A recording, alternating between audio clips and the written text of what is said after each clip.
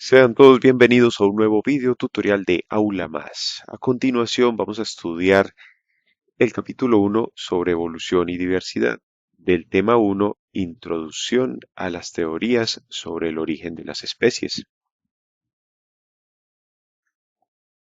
Bueno, como objetivos de aprendizaje tenemos conocer las principales teorías que tratan de dar explicación sobre el origen de las especies, tanto evolucionistas como no evolucionistas, formuladas a lo largo de la historia humana. Un segundo objetivo es establecer las características principales de la teoría moderna sobre evolución de las especies. Y por último, pues se busca reconocer los parámetros básicos que fundamentan la selección de las especies y los mecanismos de evolución. Pero en esta lección nos vamos a centrar básicamente en el primer objetivo. Los demás los iremos desarrollando en otras lecciones. Bueno, si ya tienes conocimientos acerca de este tema y sobre estas preguntas, pues puedes pasar de inmediato al tema que vamos a explicar a continuación. Para empezar, digamos, con el desarrollo de este tema, sería bueno que como estudiantes o personas que nos interesa este tema, exploremos los conocimientos que tenemos previamente acerca del mismo. Así que formulamos a continuación una serie de preguntas orientadoras. La primera de ellas es ¿qué entiendes por evolución biológica? La segunda, ¿cuál crees que es el origen de las especies? Tercera, ¿la evolución consideras que es una teoría inventada o un hecho demostrado? Cuarto, ¿sabes quién fue Charles Darwin y quién fue Lamarck? Quinta, ¿qué entiendes por selección natural y selección artificial? Sexta, si consideras que es válida la evolución, ¿qué evidencias tenemos de ello? Séptima, ¿cuál consideras que es la relación o parentesco entre el perro y el lobo? Octavo, ¿cómo explicarías el origen de las especies? Noveno, ¿qué has escuchado sobre el viaje del Beagle y las Islas Galápagos? Y décimo, explica por qué los picos de aves similares son tan diferentes. Una de las primeras teorías más reconocidas que han tratado de explicar el origen de las especies es el fijismo. En el fijismo, digamos que siendo la teoría más antigua que se tiene para explicar el origen de las especies, este se basa en la idea de que las especies han permanecido inmutables en el tiempo, es decir, que permanecen igual, que no han cambiado. O en otras palabras, asume que las especies son fijas, tanto no se han extinguido y tampoco han aparecido otras nuevas en el tiempo. Esta línea de pensamiento ha sido iniciada por los filósofos antiguos Platón y Aristóteles. Bueno, el fijismo pues ya ha sido pues revaluado, replanteado, pero tiene vigencia por la importancia histórica que tiene como una de las primeras teorías. Según el fijismo, pues nada ha cambiado, todas las especies han permanecido iguales a través del tiempo. El fijismo ha dado origen a una teoría que vamos a estudiar más adelante, pero antes de ello, pues consideremos la importancia de estos pensadores griegos, Platón y Aristóteles. Sin ahondar en ello, pues quisimos recurrir a una imagen, eh, más bien a una pintura muy famosa, que es la Escuela de Atenas, elaborada por Rafael Sanzio entre el 1509 al 1510 y que se encuentra en el Vaticano. Es una pintura que no es atemporal, o sea, aquí los grandes pensadores que aparecen en esta obra de arte no vivieron en la misma época, en el mismo tiempo, pero el pintor, digamos que trata de recrear la importancia de ellos eh, para el mundo del pensamiento y el desarrollo humano. Aquí lo traemos a colación porque debemos tener presente que la ciencia natural tiene su origen también desde la filosofía. Entonces, los grandes pensadores de la antigüedad, como Platón y Aristóteles, al observar la naturaleza, proponían teorías acerca de distintas cuestiones que siempre han interesado al ser humano, incluso en la actualidad. En este caso, lo que es cuál es el origen de las especies, de los seres vivos. Avanzando en el tema, entonces el fijismo da origen al creacionismo. El creacionismo se puede considerar como una variante del fijismo porque si bien atribuye la creación de las especies a la intervención divina, es decir, a la presencia de un Dios, también se basa en que las especies nunca han cambiado. O sea, para el creacionismo, Dios creó todas las especies. Por ejemplo, en el catolicismo tenemos el libro del Génesis que nos habla de ello, y las especies no han cambiado desde que fueron creadas por Dios. Esa es la teoría del creacionismo, que incluso fue apoyada por científicos reconocidos como Carl von Linneo en el siglo XVII, que a pesar de establecer el sistema de clasificación de los seres vivos, que vemos en taxonomía mediante una escala natural, colocaba al hombre en el peldaño más alto de la creación. Asimismo, Georges Cuvier, en el siglo XVIII, pionero de la paleontología, eh, centrado en la recolección y estudio de fósiles, tratando de enlazar esos descubrimientos que se daban mediante los registros fósiles, planteó la concepción de que existían sucesivas creaciones que precedieron a determinadas extinciones debido a catástrofes divinas como el diluvio universal. Así es que Georges Cuvier es el que propone la teoría del catastrofismo, como tratando de dar explicación de por qué habían existido otras especies y por qué fueron encontradas en las rocas sedimentarias, en los registros fósiles, pero enlazándolo con el concepto de que Dios siempre había estado presente, tanto en las creaciones como en las extinciones de estas especies. Hoy en día sabemos que esto no es así. Bueno, en el creacionismo, como hemos dicho, el hombre está en el peldaño más alto de la creación perfecta de Dios. Eso lo ilustra Miguel Ángel mediante esta famosa obra de arte denominada La creación de Adán, que se encuentra en el Vaticano. Aquí tenemos pues, bocetos de cómo deben haber sido Georges Cuvier y Linneo. No vamos a ahondar en su biografía. Lo que nos interesa en estos momentos es introducirnos un poco a lo que son estas teorías sobre el origen de las especies. Sin embargo, hay que tener en cuenta que estos dos son los personajes más representativos en la teoría del creacionismo. Luego llega el evolucionismo.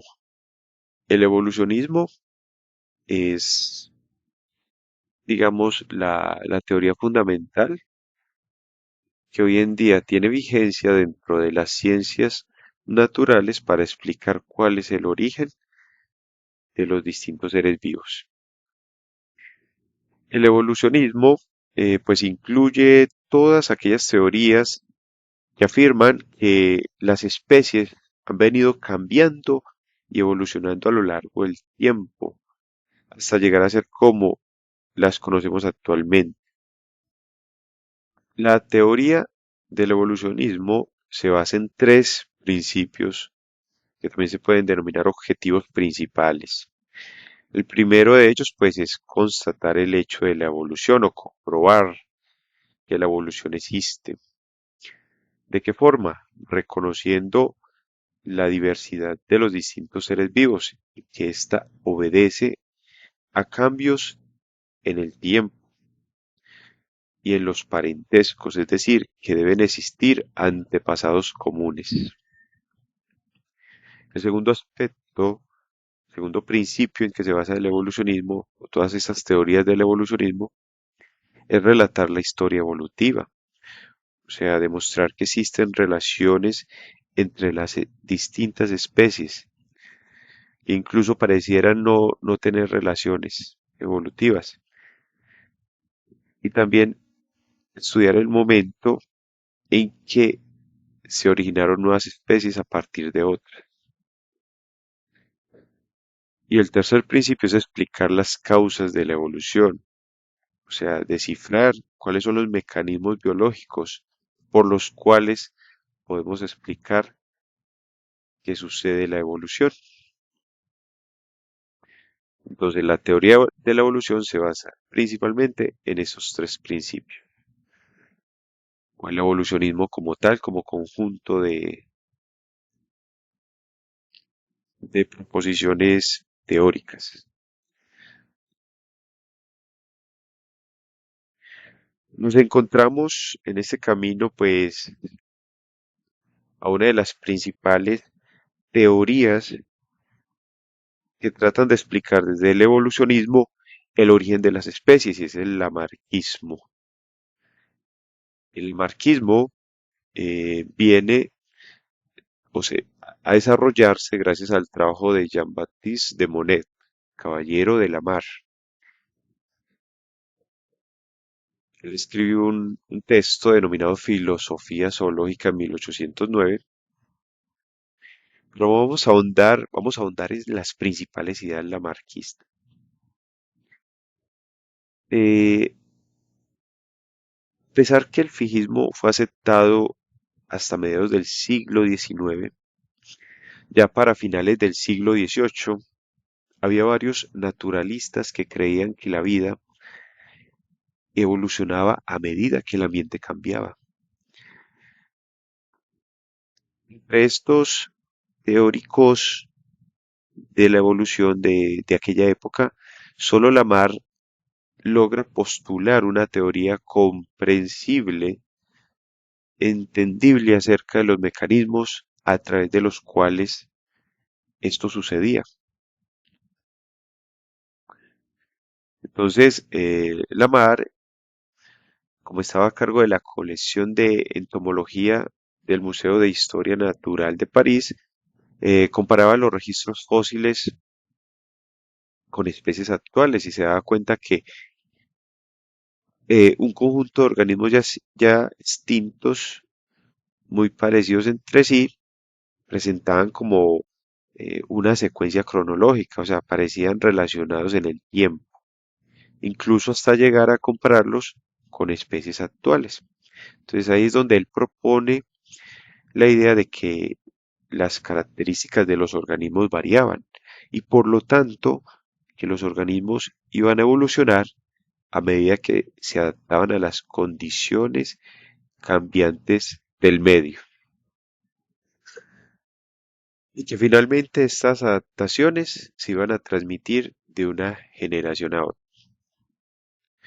Es así como las principales ideas lamarquistas se basan fundamentalmente o son principalmente tres. Bueno, la primera es que el ambiente exige a los organismos modificar sus hábitos.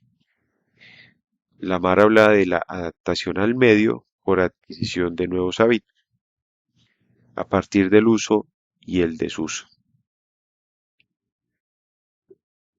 El segundo principio, que la función crea o moldea órganos. Nuevos hábitos van a generar nuevos órganos. Por tanto, para el amar, los órganos pueden desarrollarse o atrofiarse. Si se usan, no se dejan de usar. Y tercero, los caracteres adquiridos se heredan. Es decir, que los cambios que provoca el ambiente en los individuos de una especie se van a heredar a sus hijos. Y es donde introduce este concepto de los caracteres hereditarios. Básicamente, Lamarck hablaba que el medio exigía a los individuos de una especie adaptarse, aunque propiamente la palabra adaptación no venía con Lamarck.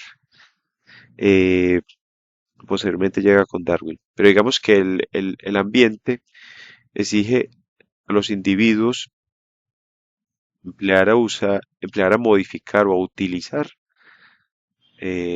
distintos órganos y esos órganos que más se utilizaban empezaban entonces a desarrollarse mejor. Entonces él trata de explicar, por ejemplo, que digamos una especie de ave que empezara a, a encontrar la necesidad de volar para buscar su alimento, entonces iba a desarrollar las alas más que otras que no encontraran esa necesidad. También trata de explicar que, por ejemplo, en el caso de los humanos, si un herrero, eh, que un herrero tenía que desarrollar músculos en un brazo para llevar a cabo su labor, al desarrollar ese músculo lo iba a transmitir como herencia, como un carácter hereditario a sus hijos. Obviamente más adelante se demostró que eso no era así. Los hijos de un herrero no necesariamente iban a nacer con un músculo ya desarrollado. Bueno, más adelante trabajaremos este concepto para compararlo con el darwinismo. Posteriormente, o en la actualidad, pues también se maneja el estudio del lamarquismo mediante una nueva vertiente que es el neolamarquismo. El neolamarquismo básicamente busca unir lo que son los principios de la herencia de los caracteres adquiridos o de los caracteres hereditarios con los conocimientos sobre genética. Entonces, el neolamarquismo busca explicar que la evolución se da gracias a los cambios en el material genético, los cuales no se van a producir al azar, o sea, por mutaciones, sino por el esfuerzo que hacen los seres vivos para adaptarse al medio. Estos cambios se heredan de una generación a la siguiente. Y en este párrafo vamos a ver más adelante que aquí es donde se cae esta teoría también, porque uno de los mecanismos principales de la evolución, sino el más importante, son las mutaciones en el material genético. Hoy en día sabemos que las modificaciones externas en los organismos, es decir, el fenotipo, no altera la información genética contenida en el ADN, genotipo. Entonces, por eso, la teoría de Lamarck cae. Él hablaba de la modificación externa, más no de la genética como tal,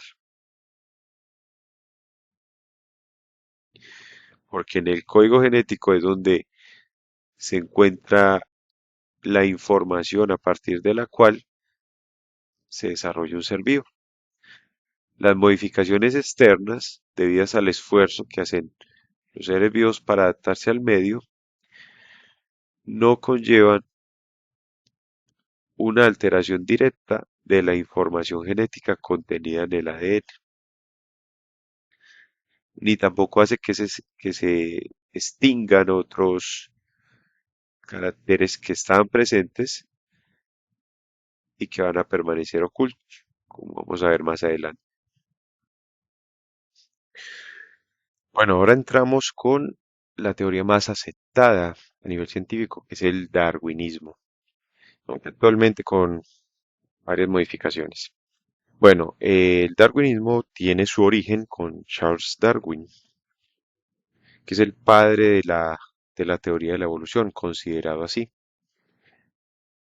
Esta teoría se conoce de forma general, como ya he mencionado, como darwinismo, y aunque presenta ciertas modificaciones, descubrimientos relativamente recientes, continúa aún vigente. Charles Darwin, autor del libro El origen de las especies en 1859, que causó, digamos, un gran revuelo a nivel de lo que se conocía de la ciencia en ese momento. Bueno, las principales ideas darwinistas se basan en estos conceptos: selección natural y adaptación. Para hablar un poquito de Darwin, resulta que a la edad de 22 años zarpó de las costas inglesas a bordo del barco Beagle en un viaje alrededor del mundo donde visitó las Islas Galápagos, Tahití, Nueva Zelanda y la costa de Sudáfrica. Resulta que durante este viaje, mientras la tripulación del barco recorría la costa, Darwin bajaba a tierra donde recolectaba animales, plantas y rocas, distintas muestras de estas.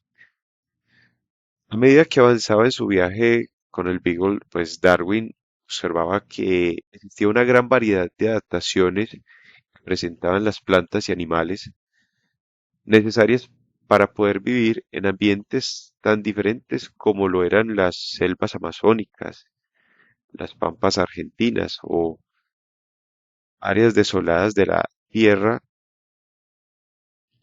e incluso también en relación a las altas montañas andinas. Notó diferencias sustanciales entre plantas y animales del continente americano respecto a plantas y animales del continente europeo. Y una de las cosas más importantes que observó fue que los organismos o especies de Sudamérica, de las zonas templadas, se parecían más a los organismos suramericanos de las zonas tropicales que a los europeos, de los organismos europeos que también eran de zonas templadas. O sea, él pensaba que por ser zonas templadas, las especies de ambos continentes iban a ser similares y resulta que no. Cuando termina su viaje en 1836, pues Darwin comienza a analizar esta gran cantidad de muestras recolectadas y revisando las de las Islas Galápagos, que se encuentran ubicadas frente a las costas del Ecuador, pues se da cuenta que muchas de estas especies animales, esas que vivían en ellas, en estas islas, no las había observado, no las había encontrado en ningún otro lugar del mundo. O sea, parecía como que estas especies de estas islas, aunque tuvieran cierta parentesco con las que vivían en tierra, notaba grandes diferencias y es como si las mismas hubieran ido colonizando las islas alrededor y se hubieran diversificado con unas características particulares en el espacio que ocupaban estas islas. De esta forma, pues, Darwin concibe que el origen de las especies y la adaptación debían ser procesos que estaban íntimamente relacionados y se preguntaba si las nuevas especies podían entonces haber surgido de un organismo ancestral a partir de una acumulación o agregación de adaptaciones que iban presentando a lo largo del tiempo a diferentes ambientes. Bueno, con relación pues a Darwin, las principales ideas que plantea acerca del evolucionismo son entonces, la primera de ellas, que los organismos de una población van a diferir en cuanto a su capacidad individual, como es el caso para escapar de los depredadores, tener recursos o aparearse. Después veremos, cuando hablemos de la evolución de poblaciones, para entender la teoría de la evolución de Darwin, pues tenemos que estudiar la población como tal de especies, cómo evolucionan unas especies a nivel poblacional con relación a otro grupo poblacional. Entonces, para Darwin, pues había unos individuos, por ejemplo, dentro de una población que tenía más capacidad de escapar de los depredadores. Digamos, una cebra, si tenemos una población de cebras, va a haber unas que desarrollan una capacidad fisiológica más adecuada para escapar de un depredador como puede ser un león. Entonces estos individuos van a tener luego una ventaja, llamémosla competitiva, con relación a otros del mismo grupo poblacional y se van a poder no solo parear, sino tener recursos. Son los que van a transmitir luego su información genética a las futuras generaciones. Bueno, el segundo principio de las ideas darwinistas es que algunas de estas diferencias se heredan. Que la supervivencia y la adaptación de individuos va a depender de las características heredables. Aquí también se trae el concepto de caracteres hereditarios, solo que con otro enfoque. En el caso de la mar, pues digamos que los individuos van a transmitir solo los caracteres que, o le van a heredar a los hijos los caracteres que les ayudan como a mantener su supervivencia. Darwin no, no señala que los caracteres se vayan perdiendo. Simplemente los caracteres aparecen según la necesidad de adaptación en los individuos que pertenecen a una misma especie. Ahorita hacemos un cuadro comparativo más adelante entre la teoría de la mar y la de Darwin para entender mejor esto. Y el tercer principio es que los organismos con ciertas características se reproducen mejor que otros con otras características, especialmente cuando los recursos son escasos o las condiciones ambientales son difíciles. O sea, se van a transmitir los caracteres hereditarios en el caso de la teoría de Darwin, digamos que de todos, como si hay unos individuos de una misma especie, como en el caso de las jirafas, ya veremos que tienen cuello largo, y otras que tienen cuello corto, los caracteres se transmiten. Pero ¿qué es lo que señala Darwin? Solo se van a evidenciar o van a ser más notables aquellos caracteres que le permiten a la especie sobrevivir, ya sea a las dificultades del medio ambiente o a la posibilidad de acceder a los recursos. Esos individuos son los que van a tener, digamos, mejores posibilidades también de reproducirse o aparearse, pero la información hereditaria no se va a perder. Darwin señalaba que simplemente se va a evidenciar la que, digamos, requiera la especie según las exigencias del medio y las posibilidades de recursos. Bueno, luego del darwinismo, en la actualidad, pues se trabaja lo que es el neodarwinismo. Esa es la sección 3.4. Ahí tenemos un errorcito que colocamos 3.2. Sección 3.4, neodarwinismo. El neodarwinismo, pues, trata de integrar lo que son los conceptos sobre la herencia propuestos a partir de la genética mendeliana. Pues, obviamente, en la actualidad también se consideran los postulados de la genética moderna y los conceptos de la teoría de la selección natural de Darwin. O sea, es integrar ambas teorías. Parte de ahí. Porque si bien Darwin, eh, digamos que a pesar de todos los conocimientos que había obtenido por la observación de sus muestras y otras teorías que él analizaba, como por ejemplo la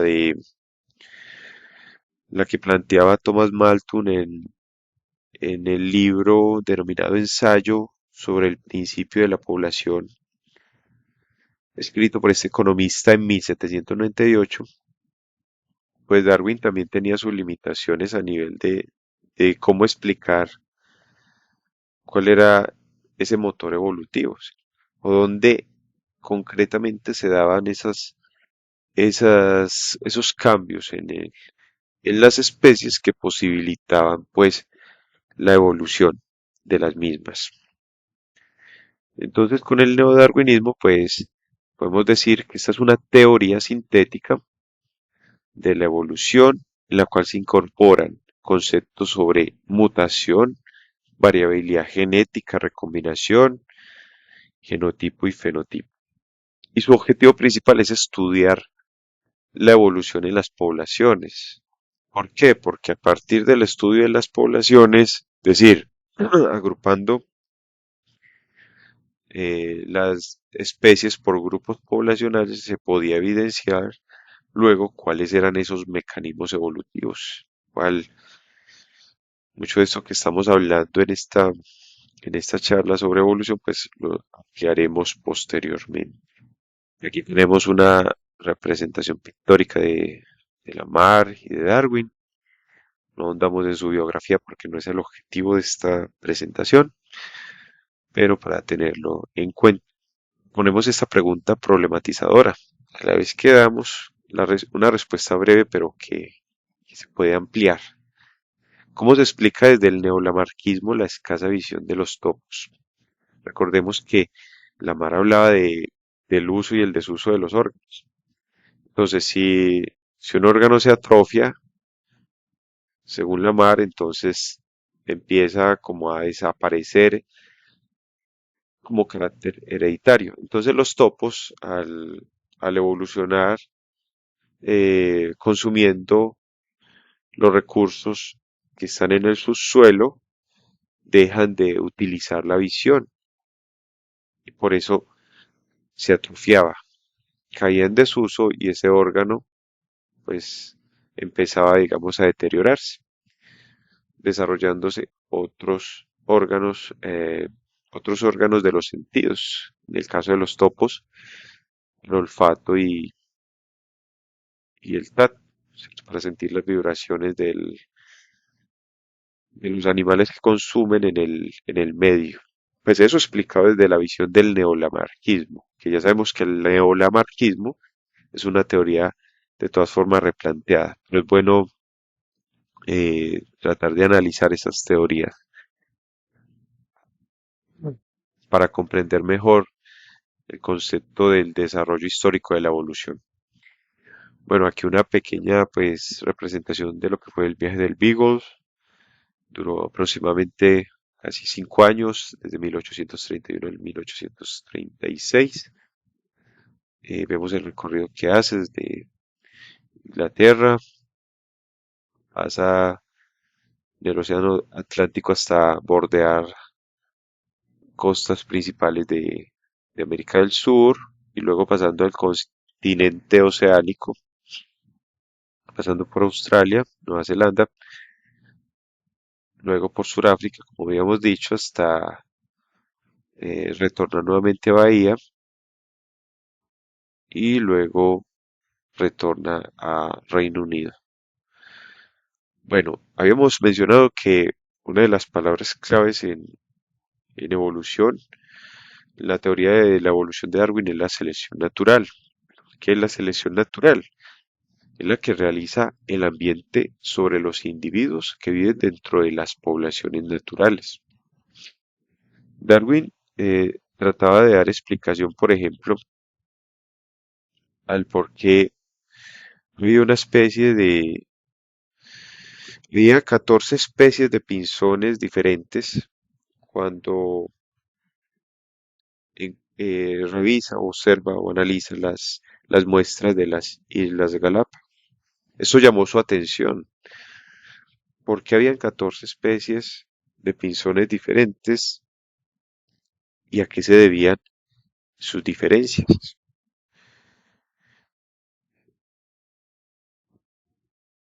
Encontró que esos pinzones se habían especializado en distintas fuentes de alimentos.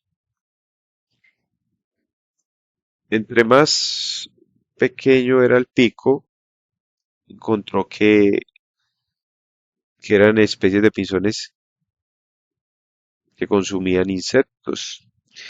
Pero, por ejemplo, los que comían semillas desarrollaban un pico más grueso, más grande, más fuerte para romper esas, por ejemplo, las cáscaras de las semillas. Todo esto también le indicó a Darwin que era muy probable que estas 14 especies de pinzones tuvieran un ancestro en común.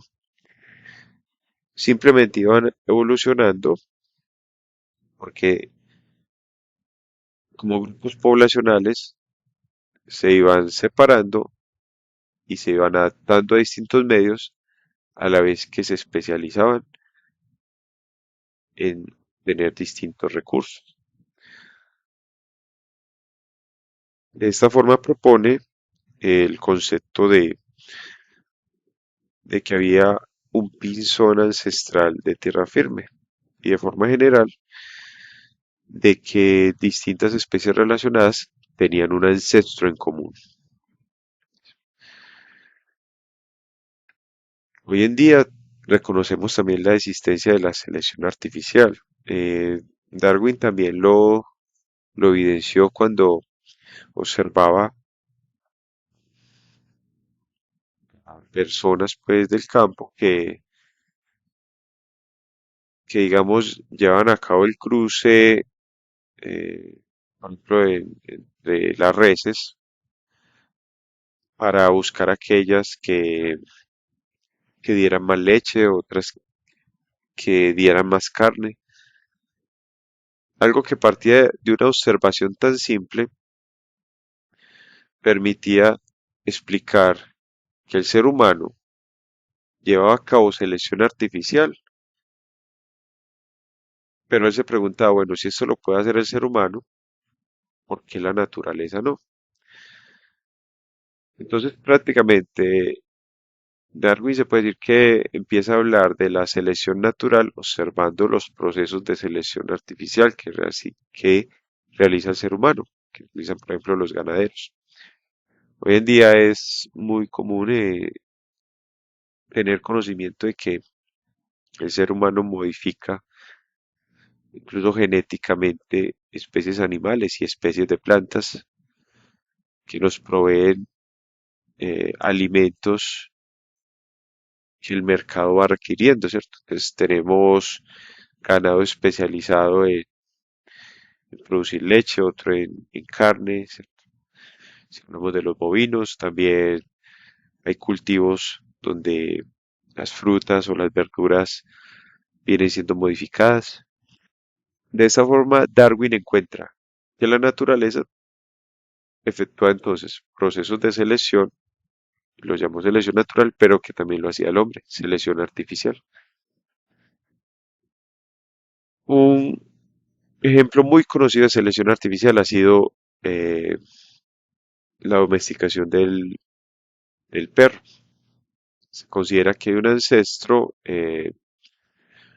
un lobo ancestral, a partir del cual pues existen los lobos modernos, pero también es el ancestro común para las distintas razas de perros que existen hoy en día, que conocemos. El hombre, pues a lo largo de la historia ha venido efectuando una selección artificial muy eh, rigurosa en las distintas especies de perros que ha domesticado.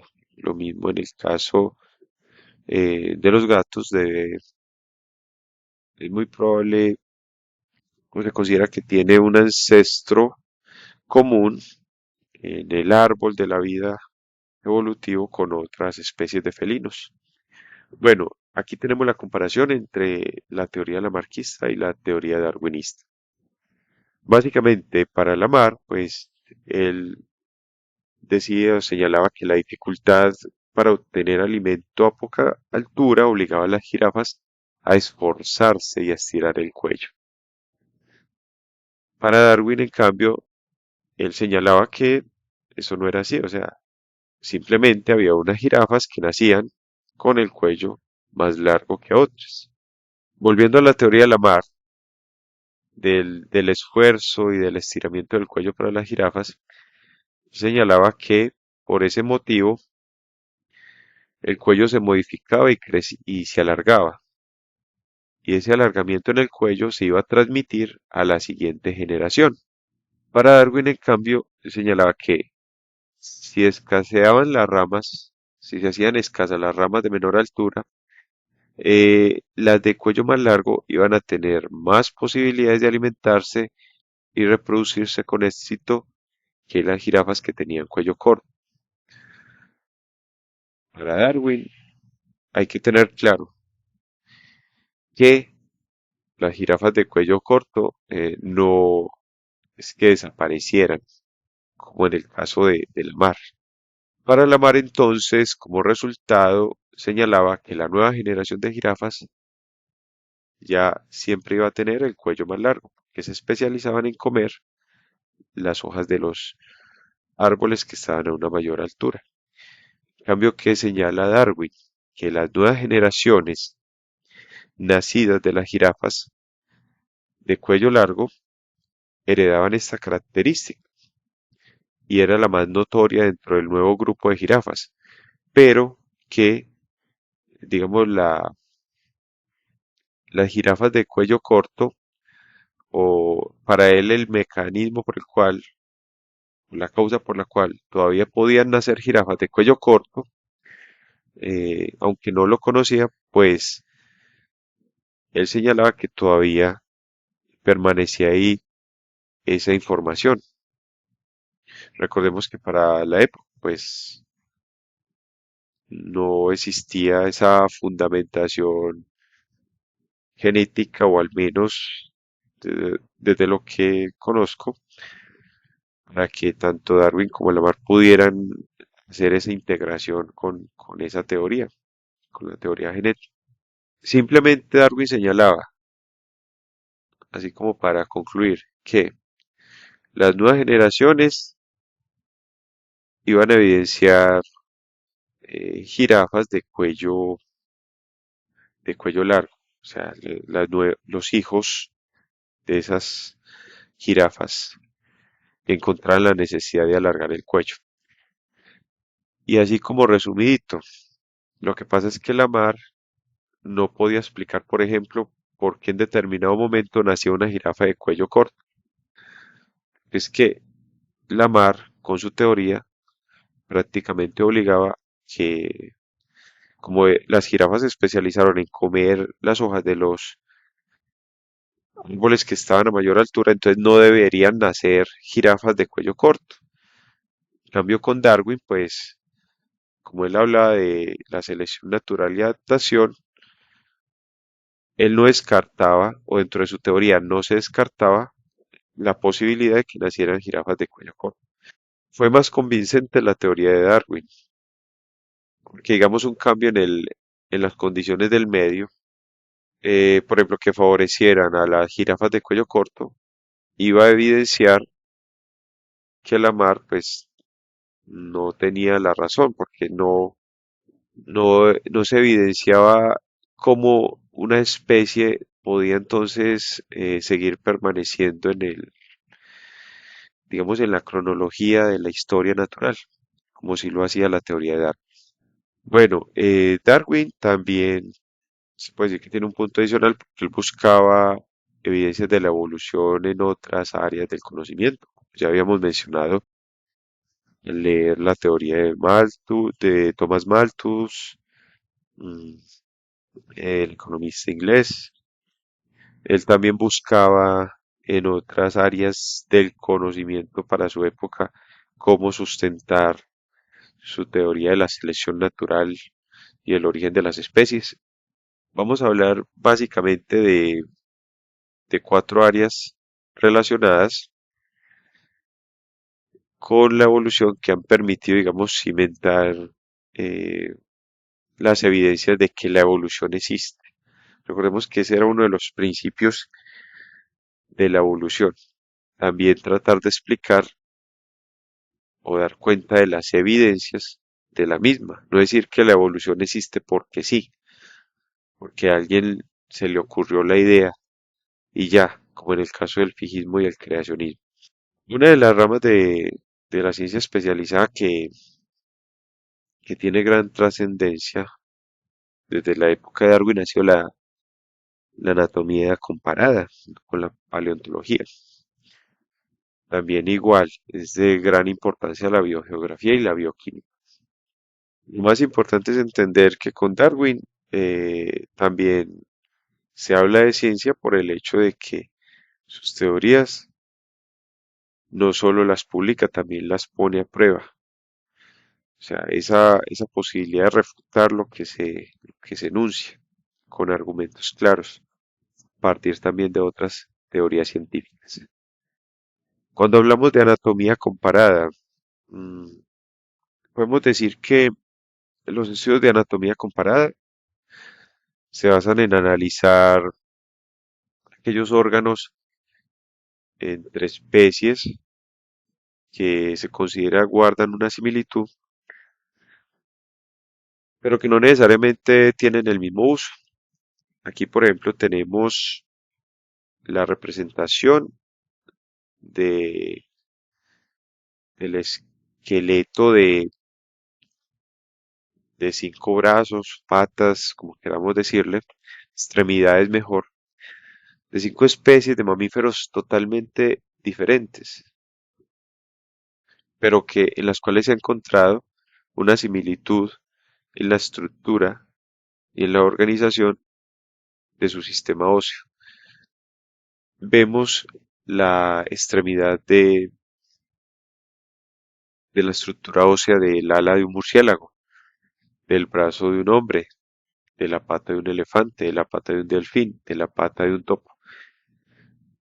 Se evidencia por los colores la posición de estos huesos. Miremos que todas estas especies, aunque son muy diferentes, tienen el húmero en la misma posición, el cúbito, el radio, los carpianos, los metacarpianos y las falanges. ¿Esto qué nos indica?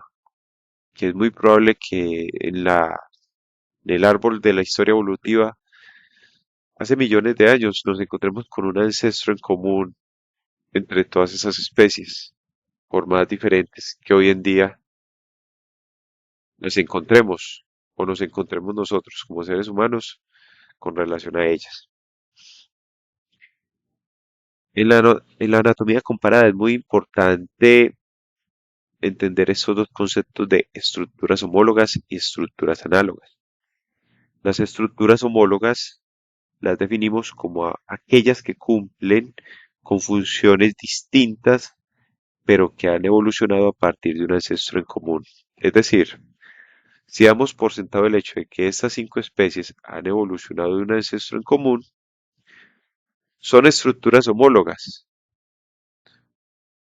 y no importa que estas estructuras lleven a cabo funciones distintas dentro de cada especie. Por ejemplo, para el murciélago, toda esta estructura ósea le permite volar. Para el hombre, le permite apoyarse, pero no para caminar, sino para tomar objetos, por ejemplo, o cargar cosas. En cambio, en el caso del elefante, esta estructura la requiere para poder eh, sostenerse. En el caso del delfín para nadar y en el caso del topo para poder, digamos, avanzar dentro del subsuelo y buscar su alimento o su madriguera. En cambio, cuando hablamos de estructuras análogas, son aquellas estructuras que a simple vista nos podrían decir que, que dos especies tienen un ancestro en común, pero en realidad no es así. Me hago explicar. Son estructuras de especies que no tienen o no se evidencia que tengan un ancestro en común, como es el caso de las aves y los insectos. En la historia de la evolución, pues, las aves y los insectos no, se evidencia hasta el momento que no se encuentran relacionados por un ancestro en común. Sin embargo, tanto las aves como los insectos tienen estructuras análogas, es decir, estructuras que llevan a cabo en ambos una misma función, como son las alas. Las alas de las aves y las alas de los insectos son estructuras análogas que le permiten a ambas realizar una misma función que es volar. Sin embargo, tanto las aves y las especies, vuelvo a repetir, no tienen un ancestro en común. Bueno, y aquí les dejamos esta preguntita. Consulta los argumentos de los creacionistas modernos que tienen en contra de la evolución y discute estas ideas con tus compañeros. Hoy en día, pese a las evidencias científicas, hay gente que todavía considera que es válido el creacionismo. Entonces, ¿cuál es el argumento que sostienen para, para decir que la teoría de la evolución no existe? Bueno, continuemos. La paleontología. Tengamos presente que la paleontología estudia el registro fósil de los seres vivos. Y los fósiles, pues, son evidencias en rocas sedimentarias de especies de plantas y animales extintos. Pero en el caso, por ejemplo, de la cacerola de mar, pues esta no es una especie extinta, es una especie que ha evolucionado. Gracias a los registros fósiles que se forman en rocas sedimentarias, los científicos han podido estudiar la relación evolutiva entre algunas especies, asimismo cuáles no presentan una relación evolutiva. También determinar si existe un ancestro en común, como cuando se estudia la evolución del ser humano. Por ejemplo, los datos paleontológicos evidencian que entre los vertebrados, el grupo más antiguo en la escala evolutiva es el de los peces, seguido de los anfibios, luego de los reptiles y por último los mamíferos y las aves. Y aquí vemos cómo, por ejemplo, la cacerola de mar, también conocido como cangrejo de herradura, ha presentado distintas adaptaciones en distintas eras geológicas de acuerdo a las condiciones del medio y de seguro de los recursos de los cuales se alimenta, llegando a la forma actual. Entonces el registro fósil ha sido una de las claves para evidenciar que la evolución verdaderamente existe. La biogeografía es la manera como los seres vivos se distribuyen a lo largo y ancho del espacio geográfico. En este caso tenemos como ejemplo la distribución actual y fósil de los camélidos, que puede ser explicada mediante la evolución. Vemos como un origen de los camélidos está o se considera que está dado en Norteamérica. Los registros fósiles, o sea, la biogeografía también se apoya en la paleontología y cómo los grupos poblacionales al irse separando eh, y distribuyendo a lo largo de la geografía, algunos grupos de camélidos se dirigieron al sur de América, evolucionando a las especies que conocemos como la llama, la alpaca y el guanaco, y otras que cruzaron el estrecho de Bering, llegaron a través del Asia, pasando por, llegando incluso al África, donde aparecen especies como el camello batriano y el dromedario. Entonces la biogeografía viene a estudiar cómo las especies, al ir distribuyéndose en distintos medios, adaptándose a condiciones diferentes y a las posibilidades de recursos existentes, empiezan a evolucionar, empiezan a ver unos mecanismos que empiezan a propiciar que se empiecen a diferenciar unos grupos poblacionales con otros a lo largo de miles y millones de años, porque la evolución no se da pues de un momento a otro. Es un proceso naturalmente lento y que requiere de condiciones cambiantes a nivel de recursos y de condiciones climáticas y ecosistémica. Mediante la biogeografía, por ejemplo, se logró determinar que las ardillas voladoras marsupiales presentes en Australia tienen más relación con los canguros, perdón, tienen una relación evolutiva con los canguros que con las ardillas voladoras placentarias de otros continentes.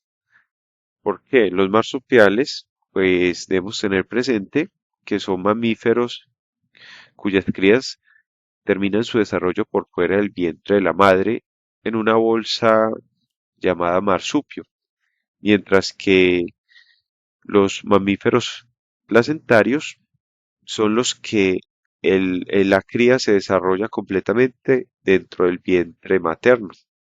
En conclusión, aunque existan ardillas voladoras marsupiales y ardillas voladoras placentarias, estas no están relacionadas entre ellas eh, tanto como lo están las ardillas voladoras marsupiales con los canguros, que son marsupiales también. O sea, están más distantes a nivel evolutivo las ardillas voladoras marsupiales y las ardillas voladoras placentarias que lo están las ardillas voladoras marsupiales de los canguros. Tienen un ancestro en común mucho más cercano.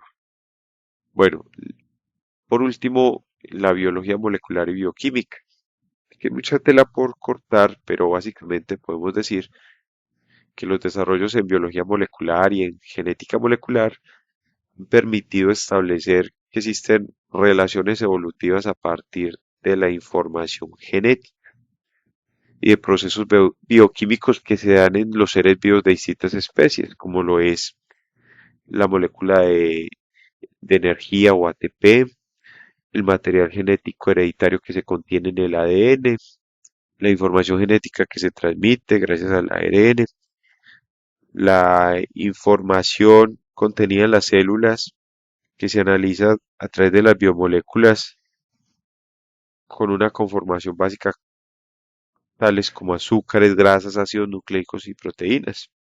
Todos los avances a nivel molecular han permitido dar evidencias claras y concretas de que efectivamente la evolución existe y tiene unos mecanismos definidos que han posibilitado la diversidad de la vida y que dan cuenta del origen de las distintas especies.